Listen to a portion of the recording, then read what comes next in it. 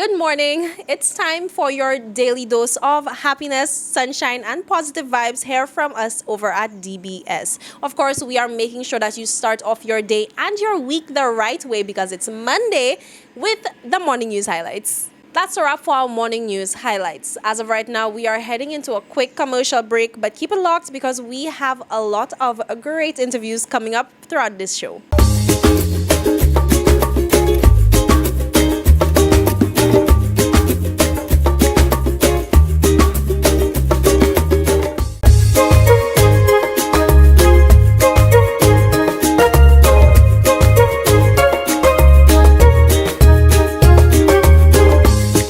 Welcome back, DBS family.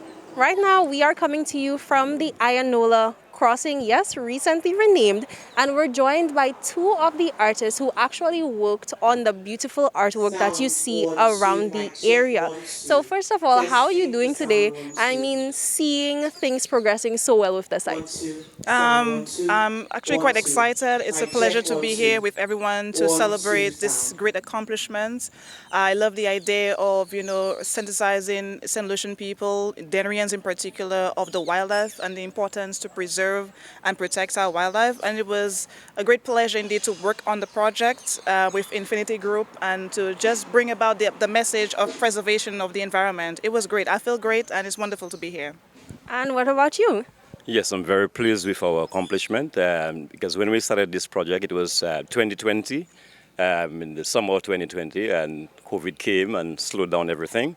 But currently, I mean, to see it after 2 years coming to fruition, yeah, I'm very pleased that our work is currently being highlighted and that it gives the whole credence to the iguana, the crossing, and to sensitize locals and especially the motoring public about the highway and to make sure that drivers could cool down their speed when they are passing through this area so that we could preserve this wonderful species. Thank you.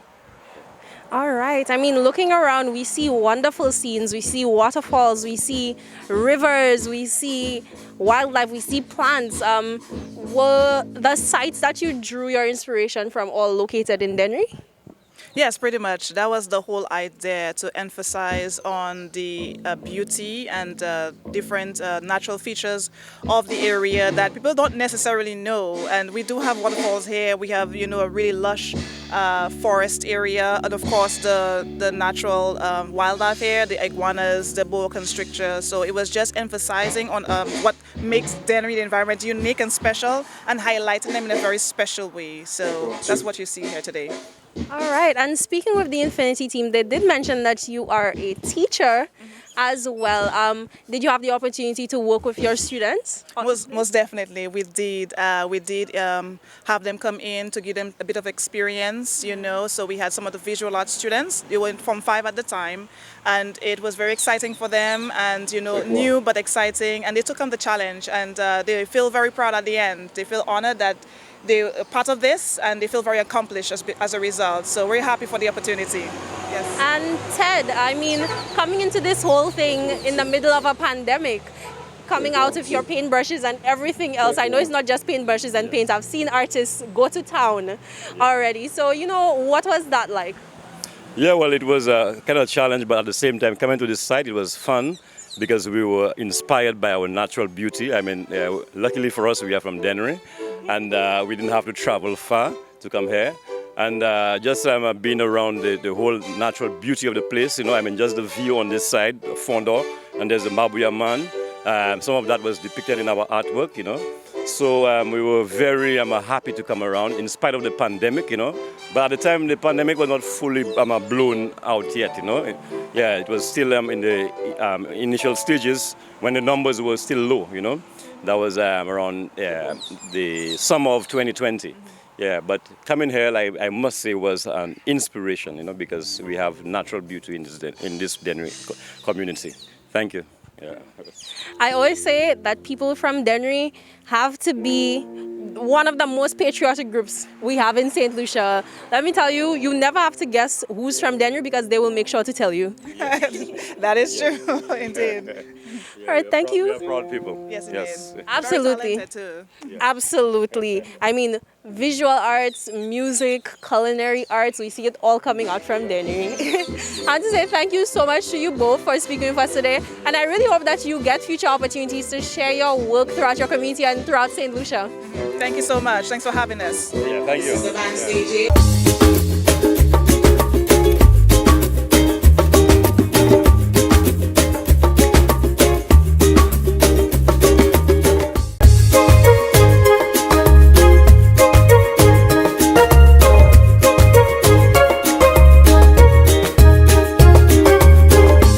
Welcome back. Today we are having a quick chat with Miss Wasco Nyambi Jabaptist, contestant number 4.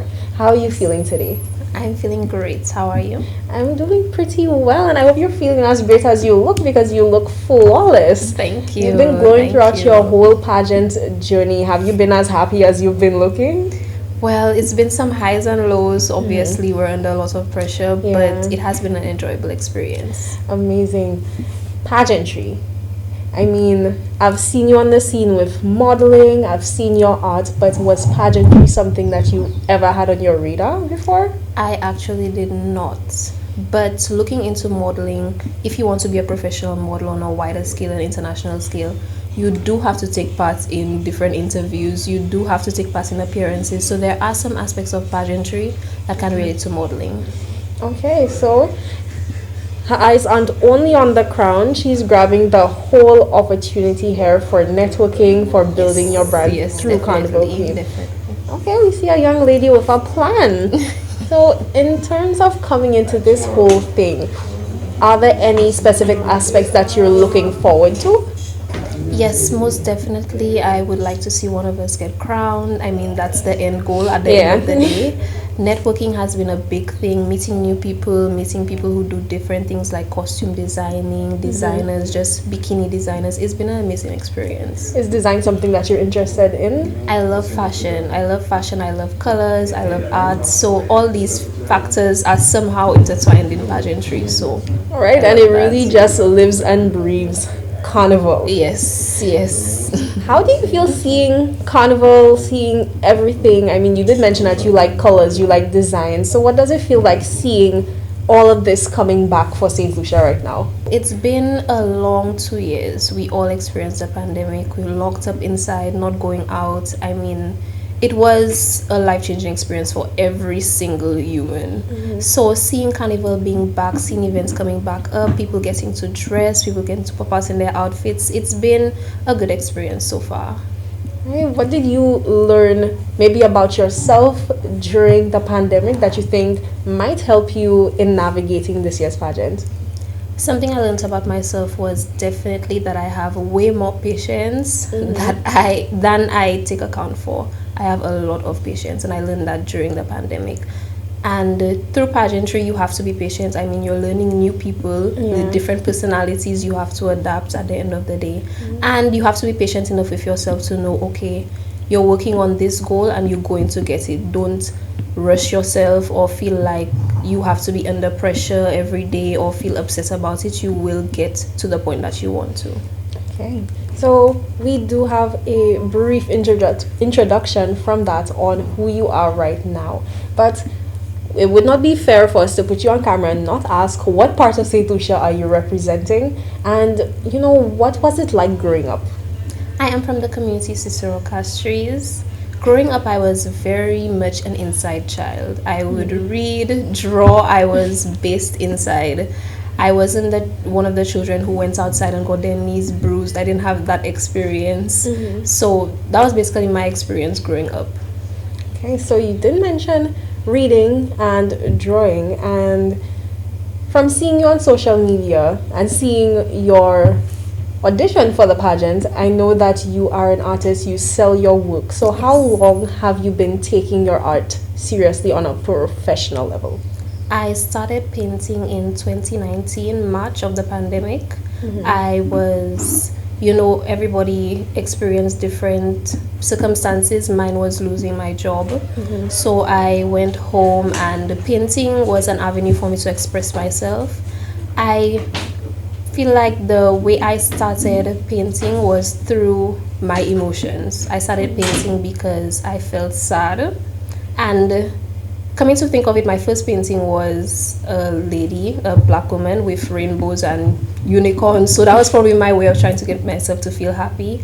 After that, I continued painting, and people would come to me and say, "I would love a piece from you. I'd love to buy it." And I realized, okay, this can be a business. I can make this my business, and the Paint Perfection was born. Right, so she's seeing opportunities in new things, and I mean, you did see the opportunity in pageants as well. So we could say you have a keen eye for things that would help you develop and bring you towards your goal. Yes, And most speaking of goals, what is your career goal? Where would you like to see yourself end up professionally? In the next few years, I would love to expand on my business. I would love to take it on a regional scale and then international. I do customized art for persons. On a personal level, I love understanding why people think the way they think. So that's something I would like to look into. Not saying that I want to be a counselor or want to be a psychiatrist, but that's something that I would like to look into.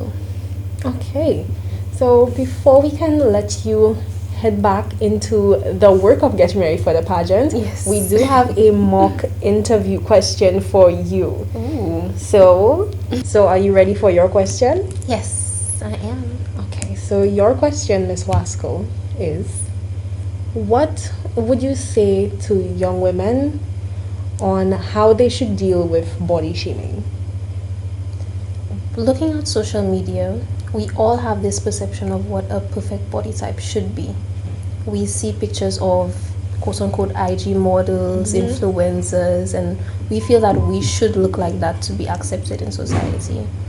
I think that body shaming is one aspect of it, but finding your confidence in yourself is the major key to dealing with body shaming. Because if you're confident in yourself and you understand that my body type is perfect for me, I feel that it will help you in any circumstance. All right. Thank you very much, Miss Owasco. Well done with that question. Thank you. And thank you for speaking with us today. We do wish you the best throughout your pageant journey. Thank you. Thank you so much for having me.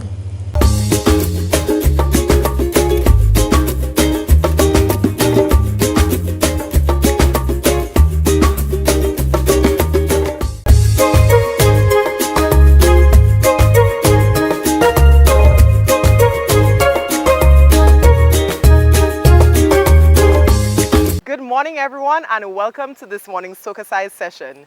Leading the wine, we have Sarah, Laurie, and Shani. Let's get ready to sweat with Soca Size. For this morning's workout, we will be doing a wine and tone routine to Moonlight by TJ. Let's begin. One cell, let them know this. So we're going to just move the hips side to side. We're going to go down and up, down. Nice and gentle, and up. Hip, hit, and. And you squeeze in the core. 4, 3, 2, next side, and.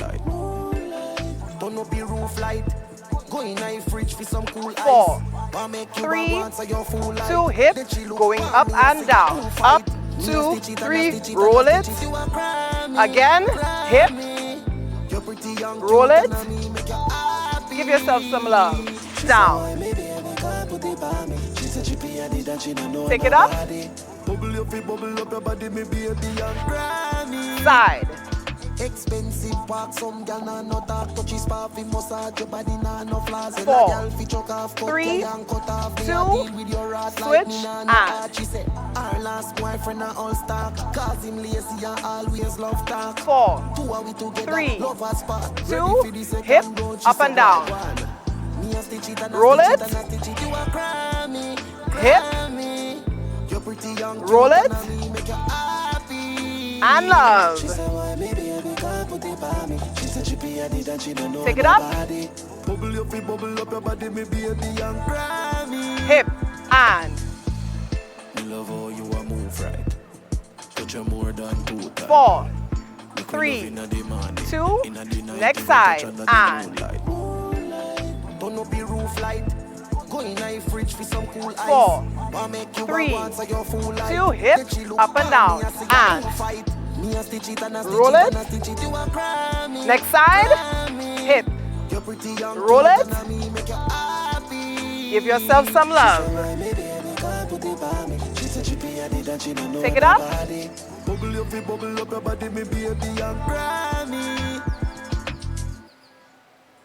That was this morning's session. Thank you for choosing to flaunt with Soca Size.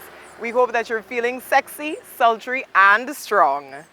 And with that, we have come to the end of today's show. I really do hope that you enjoyed, and you can look out for more interviews with this year's Carnival Queen show contestants throughout the week. Of course, the pageant is on for July 7th.